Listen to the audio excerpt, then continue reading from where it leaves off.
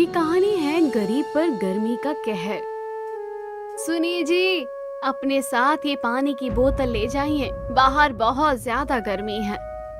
गर्मी तो है कविता, लेकिन पानी की बोतल लेकर भी बाहर जाऊंगा तो भी पानी गर्म हो जाएगा। तुम एक काम करो, बोतल को एक कपड़े में लपेट कर मुझे दे दो। कविता किशोर को एक कपड़े से पानी की बोतल लपेट कर देती है और उसे खाने के लिए डब्बा बंद करके भी दे देती है। किशोर मजदूरी का काम करता था और इतनी गर्मी में मजदूरी का काम करते हुए अक्सर उसकी हालत खराब हो जाया करती थी। इस साल तो गर्मी ने हद पार कर दी है। इतनी गर्मी तो अब बर्दाश्त से बाहर होने लगी है। सही कह रहे हो भाई, ऊपर से इतनी गर्मी में मजदूरी करना बहुत बड़ा खतरा है। सर के ऊपर इतनी धूप मंडराती रहती है, कभी कभी तो इतनी धूप में काम करते हुए सर चक्कर आने लगता है मेरा। हम सबका यही हाल है मनोज भाई, कितना पसीना निकल गया है काम करते करते। मुझे तो बहुत जोरों से भूख लग रही है, चलो चलकर खाना खा लेते हैं। सब मजदूर खाना खाने के लिए बैठते हैं। किशोर अपने डब्बे से रोटी, चटनी और एक प्याज निकालता है और एक मुक्का मारकर प्याज को फोड़ देता है। ये प्याज ही है जिसने हमें इस लू से बचाया हुआ है, वरना अब तक तो हमें गर्मी नुकसान कर चुकी होती। लेकिन ये बेचारी प्याज भी हमें कब तक इस गर्मी से बचाएगी। काश जल्दी से बारिश आ जाए और हमें गर्मी से थोड़ी राहत मिल जाए। सब गरीब लोग गर्मी से परेशान थे, क्योंकि ना तो उनके पास महंगे कूलर और एसी थे और ना ही गर्मी से बचने के लिए उनके पास कुछ घर थे। शाम को किशोर काम से घर लौटा। उसकी पत्नी चूल्हे के सामने बैठकर खाना बना रही थी और पूरी तरह से पसीने से भीगी हुई थी। अरे अरे अरे, कितना पसीना आया है तुम्हें। इतनी गर्मी में चूल्हे के सामने बैठकर खाना बना रही हो, तुम्हारी तबीयत खराब हो जाएगी। गर्मी है तो क्या हुआ जी, खाना तो बनाना ही पड़ेगा ना। खाना बनाऊंगी नहीं तो हम सब खाएंगे क्या? माँ, तुम गर्मी में रोटी मत बनाया करो, तुम मांड वाला चावल बना लिया करो, हम उसी के अंदर नमक डालकर खा लेंगे। हाँ कविता, तुम्हें खाना बनाने के लिए ज्यादा परेशान होने की जरूरत नहीं है। पहले ही इतनी ज्यादा गर्मी है, तुम इतनी देर तक चूल्हे के सामने बैठकर परेशान मत हो। कविता थोड़ी देर में सबके लिए खाना परोसती है और किशोर से कहती है, अजी, मैंने एक जगह काम की बात की थी, वहाँ पर घर की साफ सफाई का काम है। घर काफी बड़ा है, तो मालकिन महीने के 5,000 रुपए देने को तैयार हो गई है। 1 महीने की पगार से हमारे घर में एक कूलर आ जाएगा। लेकिन मुझे कुछ भी अच्छा नहीं लगेगा कविता, कि मेरे होते हुए तुम्हें काम करना पड़े। आप ज्यादा मत सोचिए, और वैसे भी पति पत्नी का तो धर्म ही होता है हर परिस्थिति में एक दूसरे का साथ देना, और हम दोनों साथ में मिलकर काम करेंगे तो खर्चा भी आसान हो जाएगा। आपका मालिक आपको इतने पैसे देता नहीं है, दिहाड़ी के पैसों से घर का खाना ही नहीं बन पाता है। उन पैसों से हम गर्मी में कूलर और पंखा तो नहीं लगा पाएंगे। तुम ठीक कह रही हो कविता, मेरी कमाई तो इतनी भी नहीं है कि गर्मी में अपने घर में कूलर पंखा ही लगवा लूं। तुम भले ही काम पर जा रही हो, लेकिन अपना ध्यान रखना और जितना काम हो पाए उतना ही करना। अगले दिन से कविता मालकिन के घर में काम करना शुरू कर देती है। उनका घर बहुत ही बड़ा था, वो बहुत अमीर थे। पूरे दिन उनके घर में एसी चलता रहता था। इस घर में आकर तो पता ही नहीं चलता कि गर्मी भी है। पूरा दिन एसी की ठंडी ठंडी हवा आती रहती है। मैं तो यहाँ पर गर्मी से बच जाती हूँ, लेकिन किशोर जी और गुंजन को थोड़ी देर के लिए भी इस गर्मी से राहत नहीं मिलती। अरे, उससे क्या बातें कर रही हो कविता? काम पर ध्यान नहीं है तुम्हारा क्या? नहीं नहीं मालकिन, मैं तो बस सोच रही थी कि काश मेरे घर भी आपके घर जैसा एसी लगा होता, तो मेरे परिवार को इस तरह गर्मी में परेशान नहीं होना पड़ता। माफ करना कविता, लेकिन ये सब लगवाना तुम गरीबों के बस की बात नहीं है। अगर तुम जैसे तैसे करके घर में एसी लगवा लोगी तो तुम्हारी इतनी हैसियत नहीं कि तुम उसका बिल भर पाओ। इसलिए सपना उतना ही देखो जितने सपने को पूरा करने की तुम औकात रख सको। कविता को मालकिन की बात सुनकर बहुत बुरा लगता है, लेकिन वो उसे कुछ नहीं कह सकती थी, क्योंकि अगर वो उसे कुछ बोलती तो वो उसे काम से निकाल देती। कविता चुपचाप इस बेइज्जती के घूंट को पी जाती है। शाम को वो अपने घर जाती है तो घर में बहुत गर्मी थी। पूरा घर आग की किसी गर्म भट्टी की तरह तप रहा था। माँ, आज तो कुछ ज्यादा ही गर्मी है। देखो तो पसीने रुकने का नाम ही नहीं ले रहे हैं। इतनी देर से हाथ में पंखा कर रही हूँ और अब तो मेरा हाथ भी दर्द करने लग गया है। गर्मी तो मुझे भी लग रही है बेटा। एक काम कर, मैं बाहर नल से ठंडा पानी लेकर आती हूँ, तू उससे नहा ले, थोड़ी देर तुझे अच्छा लगेगा। कविता बाहर लगे नल से एक बाल्टी पानी भरकर लाती है और अपनी बेटी को ठंडे ठंडे पानी से नहला देती है तो उसे थोड़ा सुकून मिलता है। लेकिन थोड़ी देर बाद फिर से पूरी तरह पसीने से वो भीग जाती है। नहाकर थोड़ा अच्छा लग रहा था, लेकिन फिर से सब पसीना पसीना हो गया। पिताजी को बोलो ना, कोई पुराना पंखा खरीद कर ले आएंगे। अच्छा ठीक है, मैं उनसे बात करती हूँ। अगर पैसे हुए तो वो कोई पुराना पंखा खरीद कर ले आएंगे। किशोर जैसे ही घर आता है तो कविता उससे इस बारे में बात करती है। देखिए, अभी पैसे आने में पूरा 1 महीना लग जाएगा, लेकिन 1 महीने तक हम इस भीषण गर्मी में नहीं रह सकते हैं। एक काम कीजिए, आप कहीं से सेकंड हैंड पंखा को लेकर आ जाइए जो थोड़ा सस्ता मिल जाए। अरे इस तरह का सेकंड हैंड पंखा कहाँ मिलेगा? पंखा तो नया ही खरीदना पड़ेगा कविता। और मैंने पता किया था, पंखा 2-4 हजार रुपए से कम का नहीं मिल रहा है। मेरे दिन की दिहाड़ी 200 रुपए है।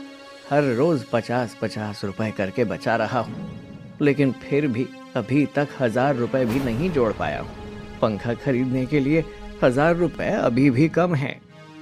ऐसी बात है तो आप मेरी पायल बेच दीजिए। उसे बेचकर इतने पैसे तो आ ही जाएंगे कि घर में एक पंखा लगा सके। अरे ये तुम कैसी बात कर रही हो कविता? भला तुम्हारे पाजेब बेचकर मैं घर में पंखा थोड़ी ना लगवाऊंगा। देखिए, इस समय मुझे पायलों से ज्यादा एक पंखे की जरूरत है। बाद में हम कभी पैसे आएंगे तो दोबारा से पायल खरीद लूंगी, लेकिन अभी इस भीषण गर्मी में बिना गर्मी के अपनी बेटी को नहीं रख सकती। कविता किशोर को अपनी पायल निकाल कर दे देती है। किशोर वो पायल सुनार की दुकान पर जाकर बेच देता है। उन पैसों से वो एक पंखा खरीद कर अपने घर में लगा लेते हैं। वाह, हमारे घर में भी पंखा लग गया। अब हमें भी गर्मी से राहत मिल जाएगी। हाँ बेटा, अब हमें भी गर्मी में नहीं सोना पड़ेगा। अब तू खुश है ना? हाँ माँ, मैं बहुत खुश हूँ। घर में पंखा लगने से उन लोगों को काफी राहत मिलती है, लेकिन उनकी मुश्किलें अभी भी खत्म नहीं हुई थी। एक मुश्किल खत्म हुई तो दूसरी मुश्किल ने आकर घेर लिया। किशोर मजदूरी कर रहा था, तभी उसके साथी मनोज ने उसे बताया, भाई हम लोगों का घर अब खतरे में है। तुम जानते ही हो कि वो जमीन किसी के नाम पर नहीं है।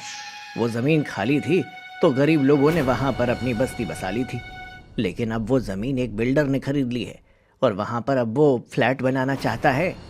क्या? लेकिन ऐसा कैसे हो गया?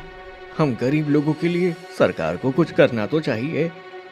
क्या बोले किशोर भैया, अगर वो जमीन हमारे नाम पर होती तो कोई दिक्कत ही नहीं होती, लेकिन उसकी रजिस्ट्री हम लोगों के नाम पर नहीं है, इसलिए हम कुछ भी नहीं कर सकते। किशोर ये बात सुनकर टेंशन में आ जाता है। वो जब घर आता है तो उसे परेशान देखकर कविता उसकी परेशानी का कारण पूछती है, तो किशोर उसे सारी बातें बताता है। हे भगवान, अगर ऐसा हो गया तो बहुत बुरा हो जाएगा। इतनी गर्मी में हम लोग कहाँ जाएंगे? वही सोच सोच कर तो मेरा सिर भी फटा जा रहा है कविता। एक तो वैसे ही इतनी गर्मी है, और अगर इतनी गर्मी में हमें हमारे घर से बेदखल कर दिया गया तो तुम दोनों को लेकर कहाँ भटकूंगा। इसी तरह 3-4 दिन बीत जाते हैं। तभी एक दिन कुछ लोग उनकी बस्ती में घुस जाते हैं और उन सबको एक नोटिस देते हैं। ये क्या है भैया? ये किस चीज का नोटिस है? अरे अब यहाँ पर बस्ती खाली होने वाली है और हमारे बिल्डर साहब अपना प्रोजेक्ट बनाने वाले हैं। जितनी जल्दी हो सके ये बस्ती खाली कर दीजिए। लेकिन भैया ये बस्ती ही तो हमारे रहने का ठिकाना है। अगर आपके बिल्डर साहब यहाँ पर प्रोजेक्ट बनाना चाहते हैं तो हमें रहने के लिए कोई जगह दे दीजिए। इतनी गर्मी में हम लोग अपने परिवारों के साथ कहाँ जाएंगे? अरे बहन जी, जमीन किसी के नाम पर नहीं है और ना ही बिल्डर साहब जबरदस्ती आपसे हथिया रहे हैं। उन्होंने तो जमीन को खरीदा है और अब आपको ये जमीन खाली करनी ही पड़ेगी। अगर सीधे तरीके से जमीन खाली नहीं हुई तो फिर हमें टेढ़े तरीके भी आते हैं। बिल्डर अपने आदमियों से कहकर पूरी बस्ती खाली करवा देता है और बस्ती के सभी गरीब लोग भरी गर्मी में सड़क पर आ जाते हैं। पापा, बहुत गर्मी लग रही है, हम लोग अब कहाँ पर जाएंगे? इतनी गर्मी में कहाँ रहेंगे? उन लोगों ने तो हमारा पंखा भी उतार फेंक दिया। तुम चिंता मत करो बेटा, हम कुछ ना कुछ बंदोबस्त कर ही लेंगे। हम मंदिर चलते हैं, थोड़ी देर वहाँ बैठेंगे तो अच्छा लगेगा। बस्ती के लोग पास के मंदिर में जाकर बैठ जाते हैं, लेकिन रात को मंदिर के कपाट भी बंद हो जाते हैं। वो मंदिर के बाहर ही चादर बिछाकर लेट जाते हैं। पता नहीं हम पर इतना बुरा समय क्यों आया है। इस गर्मी में हमें हमारे घर से निकाल दिया गया, रहने को कोई जगह भी नहीं है। क्या हम मेरे माता पिता के घर चल सकते हैं? कम से कम वहाँ पर हमें सर ढकने को छत तो मिल जाएगी। मुझे माफ कर दो कविता, मैंने तुम्हारे पिता से वादा किया था कि कभी तुम्हें कोई तकलीफ नहीं होने दूंगा।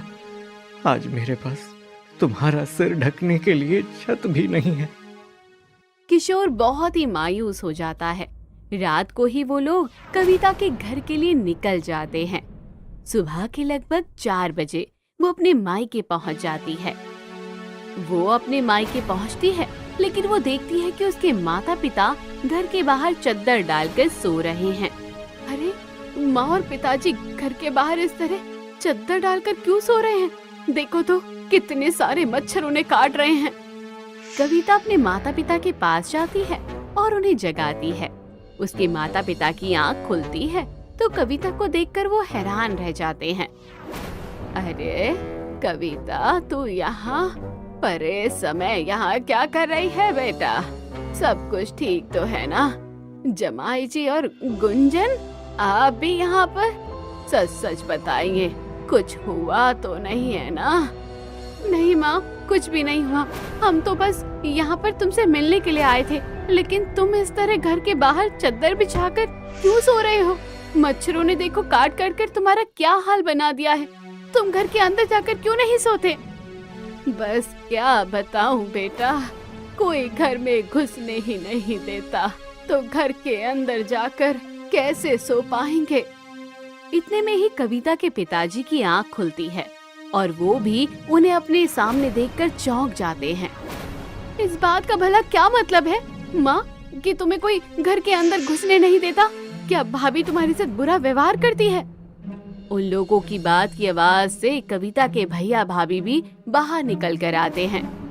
क्यों सुबह सुबह यहाँ पर हल्ला मचाया हुआ है? एक तो वैसे ही हम लोगों की नींद पूरी नहीं होती, ऊपर से सुबह सुबह कचर कचर आवाज लगा रखी है। आवाज को छोड़िए भाभी, आप ये बताइए कि आपने क्या कर रखा है यहाँ? मम्मी पापा इस तरह से घर के बाहर क्यों सो रहे हैं? तो क्या उन्हें घर के अंदर सुलाऊं? ये घर मेरा और तुम्हारे भैया का है। हम लोगों का जिसे यहाँ रखने का मन होगा हम उसे रखेंगे। तुम हमें बोलने वाली कौन होती हो? क्या तुमने अपनी कमाई का हिस्सा इस घर में लगाया है? भले ही मैंने अपनी कमाई का हिस्सा इस घर में बनाने के लिए नहीं लगाया है, लेकिन मेरे माता पिता ने अपने जीवन भर की पूंजी इस घर को बनाने में लगाई है। आप उन्हें इस तरह से घर से बाहर नहीं निकाल सकती। अरे जाओ जाओ बड़ी आई। कविता की बातें सुनकर उसके भैया भाभी दरवाजा पटककर अंदर चले जाते हैं और फिर बाहर ही नहीं आते। तभी कविता अपनी माँ से कहती है, इन लोगों को कुछ भी कहने का कोई फायदा नहीं है बेटी।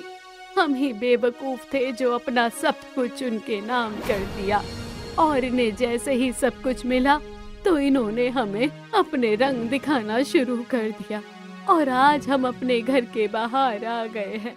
इतनी गर्मी में हमें थोड़ी देर घर में बैठने भी नहीं देते हैं। और तेरे पिताजी खेत में काम करके थोड़े पैसे जुटाते हैं और बाहर हम चूल्हे में खाना बनाकर उसे ही खाकर यहीं सो जाते हैं। अपने माता पिता की ऐसी हालत देखकर कविता को बहुत दुख होता है। वो कहती है, आप लोगों के साथ इतना सब हो गया और आपने मुझे बताना भी जरूरी नहीं समझा। मैं अब आपकी एक भी बात नहीं सुनूंगी, आपको यहाँ भी नहीं रहने दूंगी। चलिए आप हमारे साथ। लेकिन कविता, हम लोगों के पास तो खुद ही रहने के लिए जगह नहीं है, तो हम तुम्हारे माता पिता को कहाँ रखेंगे? यहाँ पर कम से कम उनके पास रहने को एक छोटी सी जगह तो है। रहने के लिए ऐसी जगह तो हमें कहीं भी मिल जाएगी जहाँ हमें रोड पर रहना पड़े, लेकिन मैं अपने माता पिता को इन लोगों के साथ नहीं छोड़ सकती।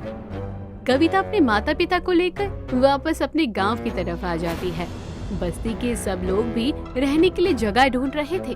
तभी गुंजन कहती है, क्या हम सब लोग जंगल में जाकर रह सकते हैं? वहाँ पर हम लोग अपनी अपनी झोपड़ी बना लेंगे और वहाँ से कोई भी हमें बाहर नहीं निकाल पाएगा। नहीं बेटा, हम लोग जंगल में जाकर नहीं रह सकते। जंगल में जंगली जानवर होते हैं और उनसे हमें खतरा हो सकता है। हमें कोई और रास्ता ढूंढना होगा। अगर हम लोगों के पास खूब सारे पैसे होते तो हमें इतना सोचना ही नहीं पड़ता। हम लोग भी अपना घर खरीदते और खुशी खुशी वहाँ रहते। हम लोगों के नसीब में इतना पैसा कहाँ है किशोर भाई? हम मजदूर जितने पैसे कमाते हैं उतने पैसों के हिसाब से तो पूरी जिंदगी काम करके भी एक घर नहीं खरीद पाएंगे। मनोज अंकल, मैंने अपने स्कूल में कहानी पढ़ी थी कि एकता में बहुत बल होता है। जब सब लोग साथ मिलकर कोई काम करते हैं तो काम आसान हो जाता है। क्या हम लोग साथ मिलकर कुछ ऐसा नहीं कर सकते जिससे हमारी परेशानी हल हो जाए? तुमने बहुत ही अच्छी बात कही है बेटा। क्यों ना हम लोग इस मजदूरी के अलावा कुछ और काम शुरू करें, हमें जिससे मुनाफा ज्यादा हो और काम भी वो करना पड़े जिसमें ज्यादा आमदनी हो। हाँ, क्यों ना हम अपना अलग अलग काम शुरू करें और उन पैसों को जोड़कर कुछ अच्छा करने की कोशिश करें। मैं नींबू शरबत बहुत अच्छा बनाती हूँ, तो गर्मी में नींबू शरबत बनाकर बेच सकती हूँ।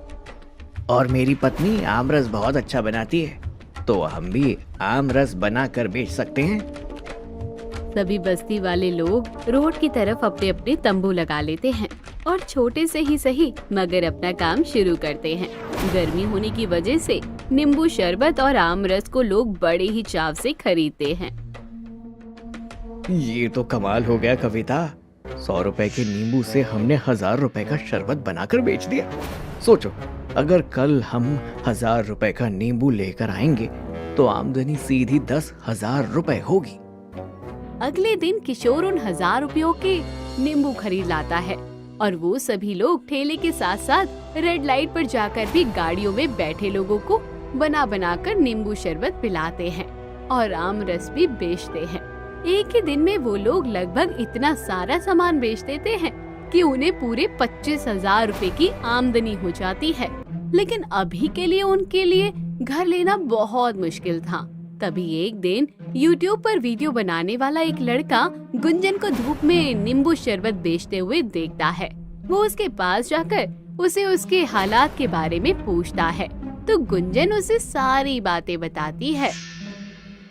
ये तो तुम्हारे साथ बहुत गलत हुआ बेटा, लेकिन तुम चिंता मत करो, मैं कुछ करने की कोशिश करता हूँ। नितिन उन सबकी वीडियो बनाता है और कैसे उस बिल्डर की वजह से लोग इतनी गर्मी में किस तरह परेशान हो रहे हैं। तो तभी कार्रवाई के लिए कुछ लोग वहाँ पर आ जाते हैं। हम लोगों को आपके बारे में पता चला कि कैसे उस बिल्डर ने आप लोगों को आपकी बस्ती से निकाल दिया। भले ही आप लोगों के पास उस जमीन की रजिस्ट्री नहीं है, लेकिन वो सरकारी जमीन है। वहाँ पर गैर कानूनी तरीके से काम किया गया है, इसीलिए बिल्डर पर कार्यवाही की जाएगी और आप लोगों के रहने की व्यवस्था भी वहीं की जाएगी।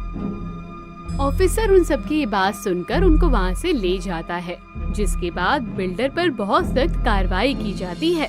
बस्ती के गरीब लोगों के लिए सरकार एक एक कमरे के छोटे छोटे फ्लैट उन्हें दे देती है, जहाँ पर ज्यादा सुख सुविधा तो नहीं थी, लेकिन उन लोगों के पास गर्मी सर्दी से बचने के लिए सर पर एक छत हो गई थी। सरकार का बहुत बहुत धन्यवाद, जो उन्होंने हमारी परेशानी को समझा और हमें सर छुपाने को इतना अच्छा कर दिया। ये सब उन भैया की वजह से हुआ है पापा। उन्होंने ही सरकार तक हमारी बात को पहुंचाया है। अगर वो हमारी मदद नहीं करते तो हम लोगों को आज भी इतनी गर्मी में सड़क पर ही रहना पड़ता। सभी बस्ती के लोग उस यूट्यूबर नितिन का बहुत बहुत धन्यवाद करते हैं, लेकिन इस गर्मी के चलते उन्हें एक अच्छा काम करने को मिल गया था, जो था नींबू शरबत और आम रस बेचने का काम। वो अब अपने इसी काम को आगे बढ़ाते हैं और अगली गर्मियों तक अपने घरों में सुख सुविधाएं कर लेते हैं। उन सबके घरों में अब एसी, कूलर सब कुछ था, लेकिन अपने साथ साथ ही वो बाकी गरीब लोगों की भी मदद किया करते हैं और इस बात का खास ध्यान रखते हैं कि जिस तरह उन्हें गर्मी का कहर झेलना पड़ा था, उस तरह किसी गरीब को ये सब ना झेलना पड़े। कुछ सालों बाद उनके पास अच्छे खासे पैसे आ गए, तो उन्होंने अपने अपने अलग घर कर लिए और वो घर उन लोगों ने गरीब लोगों को दे दिया, ताकि उन्हें भरी गर्मी में इस तरह बेघर ना रहना पड़े और उन पर गर्मी का कहर भी ना बरसे।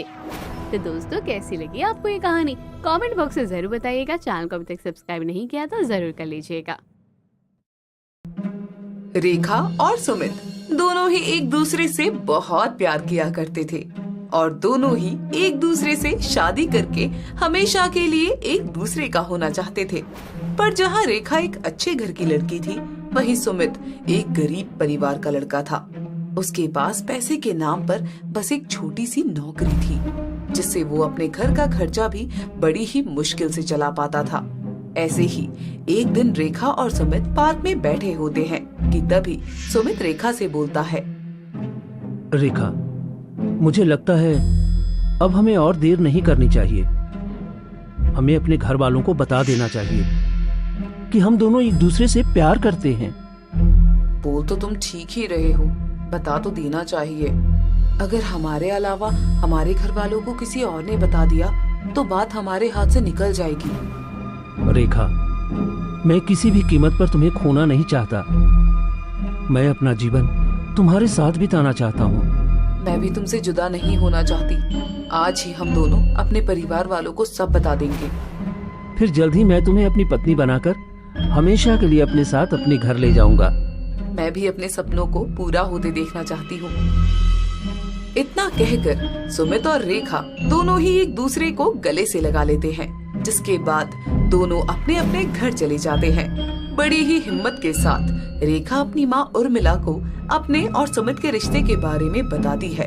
उर्मिला अपनी बेटी के मुंह से प्रेम विवाह शब्द सुनते ही गुस्से से तिलमिला जाती है और रेखा के मुंह पर एक जबरदस्त चांटा मारती है। रेखा की आंखों में आंसू बहने लग जाते हैं। तभी उर्मिला बोलती है, तूने ये सोचा भी कैसे कि मैं तेरी शादी तेरे पसंद के लड़के से करवा दूंगी? तूने सोचा भी कैसे कि तू किसी भी सड़क छाप को उठाकर अपने लिए पसंद कर लेगी और मैं तुझे हाँ बोल दूंगी? माँ, सुमित एक अच्छा लड़का है। भले ही वो कुछ खास कमाता नहीं है, पर वो मुझे जीवन भर खुश रखेगा। तुझे हमने इतना बड़ा इसलिए नहीं किया कि कल को तू हमारा मुंह काला करके जमाने में हमारी बेइज्जती करवा सके। पर माँ, एक बार सुमित से मिल तो लीजिए, बात तो कर लीजिए। वो मेहनत करके सब कुछ कर लेगा। कान खोलकर सुन ले रेखा, तेरी शादी होगी तो सिर्फ मेरे पसंद के लड़के से होगी, उस सुमित से तो कभी नहीं होगी। आ गई बात समझ में? पर माँ, मैं उससे प्यार करती हूँ। उसके अलावा मैं किसी और से शादी नहीं करना चाहती हूँ। मुझे पहले भी एक दो लोगों ने कहा था, लेकिन मैंने उनकी बातों पर यकीन नहीं किया क्योंकि मुझे तुझ पर भरोसा था। लेकिन आज तेरे मुंह से ये सारी बातें सुनकर मेरा सारा भरोसा टूटकर चकनाचूर हो गया है। माँ, अपनी बेटी की खुशी के लिए उसके प्यार को स्वीकार कर लो ना, मान जाओ ना। कभी नहीं। और अगर अपनी माँ की मर्जी के खिलाफ जाकर तू उस लड़के से शादी करना चाहती है तो अपने हाथों से जहर देकर मार दे मुझे, और फिर जो करना है कर ले। रेखा बार बार अपनी माँ को मनाने की बहुत कोशिश करती है, लेकिन उर्मिला अपनी बात पर अटल रहती है और वो रेखा की बात बिल्कुल भी नहीं मानती। अपनी बेटी से गुस्सा होकर उर्मिला खाना पीना भी छोड़ देती है, जिस वजह से उसकी तबीयत बहुत ज्यादा खराब होने लग जाती है। अपनी माँ की ऐसी बिगड़ी हालत देखकर रेखा से बर्दाश्त नहीं होता और ऐसे ही एक दिन रेखा सुमित को मिलने के लिए बुलाती है और बोलती है, मुझे माफ कर देना सुमित, लेकिन मैं तुम्हारे साथ इस रिश्ते में आगे नहीं बढ़ सकती। ये तुम क्या बोल रही हो रेखा? ऐसा क्या हो गया? तुम ये सब क्यों कह रही हो? क्योंकि मेरी माँ नहीं चाहती कि हम दोनों एक हो जाएं और हमारी शादी हो जाए। पर हम कोशिश करके मना लेंगे ना। इसमें रिश्ता तोड़ने की बात क्यों कर रही हो तुम? क्योंकि मेरी माँ नहीं चाहती कि हम दोनों एक हो जाएं और हमारी शादी हो जाए। क्योंकि मेरी माँ मान ही नहीं रही है। मैंने हर मुमकिन कोशिश करके देख ली है और मैं अपनी माँ को और तकलीफ में नहीं देख सकती। मैं अपनी खुशी के लिए अपनी माँ को अपनी आंखों के सामने मरते हुए नहीं देख सकती हूँ। इतना कहकर रेखा अपने और उर्मिला के बीच हुई सारी बात को सुमित को बता देती है। रेखा की बातें सुनकर सुमित भी बुरी तरीके से टूट जाता है, पर बेचारा करता भी तो क्या करता। आखिर उसके पास इतनी धन दौलत भी नहीं थी वो रेखा के परिवार का मुकाबला कर सके। सुमित रेखा के आंसू पोंछता है और बोलता है, चुप हो जाओ रेखा, रोना बंद करो। मैं जानता हूँ कि इन सब में तुम्हारी कोई गलती नहीं है। तुम जो कर सकती थी तुमने किया। गलती है तो सिर्फ हमारे नसीब की। शायद हमारे नसीब में प्यार करना तो लिखा था, पर एक होना नहीं लिखा था। मैं तुमसे माफी मांगने के सिवा और कुछ नहीं कर सकती हूँ। हो सके तो मुझे भूल जाना और अपने जीवन में आगे बढ़ जाना। मुड़कर मेरा इंतजार कभी मत करना।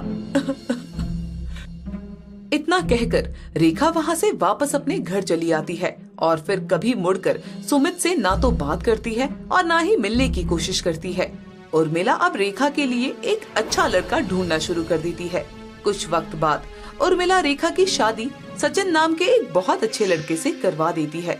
शादी के बाद रेखा सुमित को भूल तो नहीं पाती है, लेकिन फिर भी उसने अपना पत्नी धर्म निभाते हुए सचिन को दिल से अपना ही लिया था। वो अपनी बहू और पत्नी होने की सारी जिम्मेदारियां बहुत अच्छे से निभा रही थी।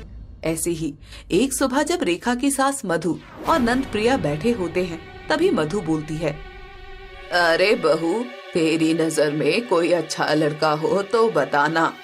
लड़का? पर किस लिए माँ जी? आप लड़के की तलाश क्यों कर रही हैं?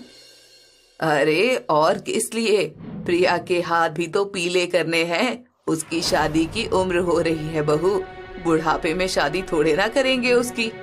माँ, इतनी भी क्या जल्दी है मेरी शादी करने की? थोड़ा सा और सुकून का जीवन बिता लेने दो ना मुझे। तो शादी के बाद कौन सा तेरा सुकून खत्म हो जाएगा? अरे बेटा, उम्र के साथ शादी हो जाए तो अच्छा है। ढलती उम्र में शादी का कोई फायदा नहीं है। माँ सही कह रही है मधु। वैसे अगर तुम्हारी कोई पसंद है तो तुम बता सकती हो। नहीं भाभी, मेरी कोई पसंद नहीं है। जो आप लोगों की पसंद होगी वही मेरी भी पसंद होगी। सच बोल रही है ना प्रिया? कहीं डर के मारे हमसे कुछ छुपा तो नहीं रही? अरे नहीं माँ, मैं कुछ नहीं छुपा रही हूँ। अगर ऐसा कुछ होता तो मैं सामने से आपको पहले ही बता देती। काश कि ऐसा मौका मुझे भी मिला होता तो मुझे कभी भी अपने प्यार का इतना बड़ा बलिदान नहीं देना पड़ता। खैर, अपने अपने नसीब की बात है। अरे रेखा, तू खड़ी खड़ी क्या सोचने लग गई? कोई अच्छा लड़का हो तो जरूर बताना। अपनी माँ से बोल दे कि प्रिया के लिए कोई लड़का देख ले अच्छा सा। जी ठीक है माँ जी, जैसा आप कहें। मैं वैसे कह दूंगी माँ से। दिन गुजरते चले जाते हैं। मधु का प्रिया के लिए एक अच्छे लड़के की खोज जारी रहती है। ऐसे ही एक सुबह मधु रेखा से बोलती है, अरे रेखा बहू, आज ना अच्छे से घर में तैयारी कर लेना, कुछ मेहमान आने वाले हैं। कौन आ रहे हैं माँ जी? आपने बताया नहीं। अरे प्रिया को देखने के लिए लड़के वाले आ रहे हैं। क्या लड़के वाले आ रहे हैं? लेकिन आपने तो लड़के की फोटो भी नहीं दिखाई माँ जी। अरे बात बड़ी जल्दीबाजी में हो गई, इसलिए मैंने सोचा कि घर पर ही बुला लूं। कोई बात नहीं माँ जी, मैं सारी तैयारी कर लूंगी। आपने प्रिया से बात करी? हाँ, मैंने प्रिया को बता दिया है, वो समय पर तैयार हो जाएगी। बस बहू, तू खाना पीना और बाकी सारी चीजें देख लेना। लड़का बड़ा अच्छा है और रिश्ता हाथ से नहीं जाना चाहिए। आप चिंता मत कीजिए माँ जी, हमारी प्रिया बहुत गुणवान है, कोई भी उसे देखकर मना नहीं कर पाएगा। इतना कहकर रेखा वहाँ से चली जाती है और मेहमानों के आने की तैयारी करने लगती है। कुछ वक्त बाद घर पर लड़के वाले आ जाते हैं। मधु बड़े ही प्यार से लड़के वालों का घर में स्वागत करती है। सभी लोग बैठकर बातें कर रहे होते हैं। तभी मधु रेखा को आवाज देकर प्रिया को उसके कमरे से लाने के लिए बोलती है। रेखा बड़ी ही खुशी खुशी प्रिया को लेकर जैसे ही लड़के वालों के सामने आती है, तभी सामने का नजारा देखकर रेखा के पैरों तले जमीन ही खिसक जाती है, क्योंकि जो लड़का प्रिया को देखने के लिए आया था वो और कोई नहीं बल्कि सुमित ही था, जो अब पहले की तरह गरीब नहीं बल्कि बहुत ज्यादा अमीर हो चुका था। सुमित नजरें झुकाए बैठा होता है। तभी मधु बोलती है, ये देखिए, मेरी बहू और मेरी बेटी दोनों ही आ गए। सच कहूँ तो मेरी बहू भी मेरी बेटी जैसी ही है। रेखा ने कभी कोई कसर नहीं छोड़ी हमारी सेवा करने में। रेखा नाम सुनते ही जैसे ही सुमित सामने देखता है तो अब रेखा की तरह सुमित भी दंग रह जाता है। पर दोनों ही परिस्थितियों को समझते हुए एक दूसरे को कुछ नहीं कहते हैं और अजनबियों की तरह एक दूसरे से पहली बार मिलते हैं। सुमित बेटा, क्या तुम्हें हमारी प्रिया पसंद आई? जी हाँ, मुझे प्रिया पसंद है। बस यही सुनना था। अब तो चट मंगनी और पट ब्याह कर देंगे हम दोनों का। रेखा बेटा, सबका मुंह मीठा करवा, जा मिठाई लेकर आ। आंखों में आंसू और होठों पर मुस्कान लिए रेखा सभी का मुंह मीठा करती है। इसके बाद लड़के वाले वहाँ से चले जाते हैं। दिन गुजरते चले जाते हैं और आखिरकार प्रिया की शादी वाला दिन आ जाता है, जहाँ पर उर्मिला रेखा से बोलती है, रेखा, इस लड़के को देखकर कहीं तेरे दिल में फिर से पुराने ख्याल तो नहीं आ रहे हैं? माँ, आप कैसी बातें कर रही हैं? मैं अपने जीवन में अब आगे बढ़ चुकी हूँ और वो भी आगे बढ़ रहा है। जो कुछ था वो हमारा अतीत है और हमारे बीच में अब ऐसा कुछ भी नहीं है। ऐसा ना ही हो तो बेहतर है और जितना हो सके इससे दूर ही रहना। रेखा अपनी माँ की बातों का इससे आगे कोई जवाब नहीं देती है। नसीब के खेल ने एक बार फिर से रेखा और सुमित को एक दूसरे के सामने लाकर खड़ा कर दिया था, लेकिन एक अलग अलग रिश्ते में जहाँ चाह कर भी दोनों एक दूसरे से कुछ कहना भी नहीं चाहते थे और ना ही कुछ कर सकते थे। सुमित प्रिया को एक पत्नी होने का सारा सुख देता है। प्रिया की शादी के बाद से अब सुमित का मधु के घर पर आना जाना लगा ही रहता है, जिस वजह से किसी न किसी तरीके से रेखा और सुमित की थोड़ी बहुत बातचीत तो हो ही जाया करती थी। ऐसे ही एक दिन जब सुमित प्रिया को लेकर उसके मायके जाता है, तभी वो रेखा से बात करने की कोशिश करता है और बोलता है, रेखा, अगर तुम बुरा ना मानो तो तुमसे कुछ बात कर सकता हूँ? हाँ बोलो, क्या बात है? क्या बात करना चाहते हो? मैं जानता हूँ कि हमारे बीच पहले जैसा कुछ नहीं है और हम दोनों ही एक अलग रिश्ते में हैं, लेकिन क्या हम दोस्त नहीं बन सकते? दोस्त नहीं, मुझे नहीं लगता कि हमें दोस्त बनना चाहिए। देखो, मैं जानता हूं कि जो कुछ भी हमारे अतीत में था उस वजह से ना तो तुम मुझसे ठीक से बात कर पाती हो और ना ही मैं तुमसे जो बात करना चाहता हूं वो कह पाता हूं। इसलिए मैं चाहता हूं कि हम दोनों ही कंफर्टेबल रहें और आपस में दोस्ती कर लें। ठीक है, अगर ऐसी बात है तो मैं तुम्हारी दोस्त बनने के लिए तैयार हूँ। तुम चिंता मत करो, मैं कभी भी तुम्हारी शादीशुदा जीवन में किसी भी तरीके से कोई परेशानी लेकर नहीं आऊंगा। तुम अगर नहीं भी कहते तो भी इस बात का यकीन मुझे तुम पर हमेशा से था। ऐसे ही प्रेमी प्रेमिका के रिश्ते से अलग होकर अब सुमित और रेखा दोस्त बन जाते हैं।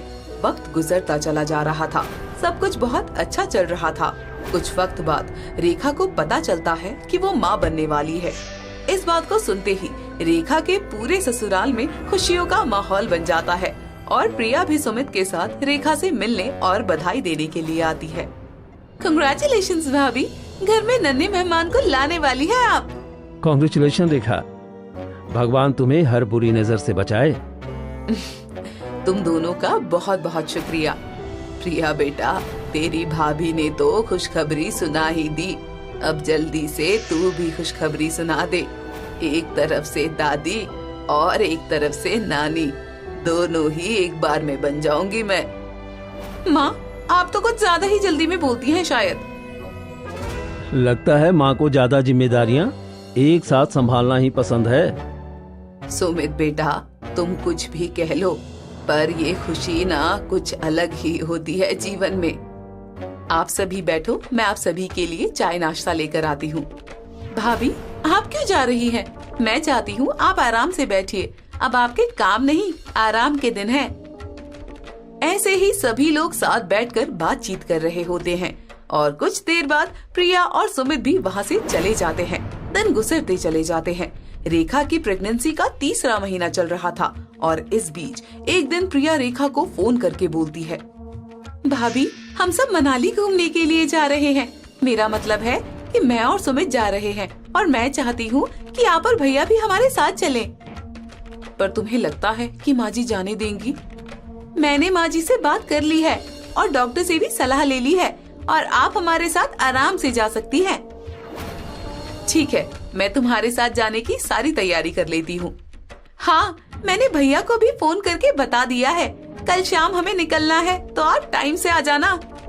ऐसे ही अगले दिन सभी लोग मनाली जाने के लिए घर से निकल जाते हैं। सभी लोग मनाली पहुंचकर खूब मस्ती मजाक करते हैं और इन सब के बीच कहीं न कहीं रेखा और सुमित को अपने पुराने दिन याद आ जाते हैं। दोनों के दिल में वो दबा हुआ प्यार कहीं न कहीं फिर से सांस लेने लगा था, पर हालात को समझते हुए दोनों ही एक दूसरे पर काबू रखते हैं और किसी तरह से कोई हरकत नहीं करते। ट्रिप खत्म होने के बाद सभी लोग वापस से कार में बैठकर घर आ रहे होते हैं। तभी प्रिया बोलती है, भैया, इस बार तो हम 4 लोग आए हैं, लेकिन अगली बार ना हम 5 हो जाएंगे। एक नन्हा मुन्ना साथ लेकर आएंगे। 5 क्यों? हो सकता है कि 6 हो जाए। तुम भी तो किसी को ला ही सकती हो। वैसे रेखा ने बात बिल्कुल सही कही है, ऐसा होना मुमकिन है। क्या आप भी सबके सामने कुछ भी बोले जा रहे हैं? थोड़ी तो शर्म कीजिए। अरे पत्नी हो मेरी, तुमसे कैसा शर्माना, और ये सब तो मेरे अपने ही हैं। सभी लोग खूब मजाक मस्ती करते हुए घर आ रहे होते हैं कि तभी अचानक गाड़ी का ब्रेक फेल हो जाता है और सभी का एक भयानक एक्सीडेंट हो जाता है। एक्सीडेंट की खबर मिलते ही उर्मिला और मधु जल्दी से मनाली पहुंचते हैं, पर उन दोनों के वहां पहुंचने से पहले ही सचिन और प्रिया दोनों की मौत हो जाती है। वहीं रेखा और सुमित दोनों ही जिंदगी और मौत की लड़ाई लड़ रहे थे। एक ही पल में मधु का पूरा परिवार टूटकर चकनाचूर हो गया था। सचिन और प्रिया का दाह संस्कार करने के बाद मधु रेखा के साथ घर आ जाती है और कुछ वक्त गुजारती है और एक दिन मधु रेखा से बोलती है, रेखा बेटा, मैं चाहती हूँ कि अब तुम दूसरी शादी कर लो। मैं तुझे ऐसी सारी उम्र विधवा के रूप में नहीं देख सकती। माँ जी, ये आप कैसी बातें कर रही हैं? दूसरी शादी मैं कैसे कर सकती हूँ? अभी तेरे आगे पूरा जीवन बड़ा है बेटा, और तेरे गर्भ में पल रहा सचिन का बच्चा, आखिर उसे भी तो पिता का नाम और प्यार की जरूरत है। ये आप कैसी बातें कर रही हैं माँ जी? मैं किसी और से शादी का ख्याल अपने दिमाग में कैसे ला सकती हूँ? पर कोई मुझसे शादी करेगा भी क्यों? एक विधवा गर्भवती को कोई क्यों अपनाएगा? रेखा ये सब बोल ही रही होती है कि तभी वहाँ उर्मिला के साथ सुमित आ जाता है और बोलता है, मैं करूंगा तुमसे शादी और इस बच्चे को मैं दूंगा अपना नाम। ये क्या बकवास कर रहे हो तुम? और तुमने ऐसा सोचा भी कैसे? ऐसा कभी नहीं हो सकता। मैं तुमसे शादी कभी नहीं करूंगी। शांत हो जा रेखा, सुमित यहाँ किसी और के नहीं बल्कि मेरे ही कहने पर आया है। रेखा, मैं तेरे और सुमित के अतीत का सारा राज जान चुकी हूँ। माँ जी, आपको किसने बताया सब कुछ? मैंने बताया है समधन जी को सब कुछ। लेकिन फिर भी ये सब होना नामुमकिन है। मेरे नसीब में विधवा बनकर रहना, मेरे बच्चे को अकेले पालना लिखा है और मैं यही करूंगी। नहीं बेटा, मुझे माफ कर दे। शायद उस वक्त अगर मैंने तेरी बात मान ली होती तो किस्मत तुम दोनों को मिलने के लिए ऐसी साजिश ना करती। तुम दोनों के नसीब में एक होना ही लिखा था और आज वो पल आ गया है कि तुम दोनों एक हो जाओ। समधन जी बिल्कुल सही कह रही हैं रेखा। जो कुछ हुआ वो सब कुछ भगवान की मर्जी से हुआ है। उस पर हम में से किसी का कोई जोर नहीं है, लेकिन अगर कुछ सही हो सकता है तो हम उसे क्यों नहीं कर सकते। आप लोगों को क्या लगता है कि ऐसे सुमित से शादी कर लेना ठीक है? समाज क्या कहेगा हम लोगों को?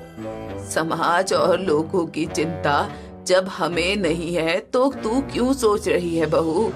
बहुत कुछ बिगड़ चुका है, लेकिन अब संवरने का वक्त आ गया है। मैं और समधन जी मिलकर अब तेरी और सुमित की शादी करवाएंगे। सबकी बात मान जाओ रेखा, और वापस से मेरे जीवन में आ जाओ। यही हमारा नसीब है। आखिरकार सबके कहने के बाद रेखा सुमित से शादी करने के लिए तैयार हो जाती है और इस तरह फिर से रेखा और सुमित के नसीब की रेखाएं आपस में मिल जाती हैं। मधु और उर्मिला दोनों सुमित और रेखा की शादी करवा देते हैं। शादी के बाद रेखा एक प्यारे से बेटे को जन्म देती है और सुमित उस बेटे को अपना नाम देता है। पर इस तरह न जाने कितनी मुसीबतों को पार करने के बाद आखिरकार सुमित और रेखा एक हो ही जाते हैं। दोनों अपने वैवाहिक जीवन में बहुत खुश रहते हैं।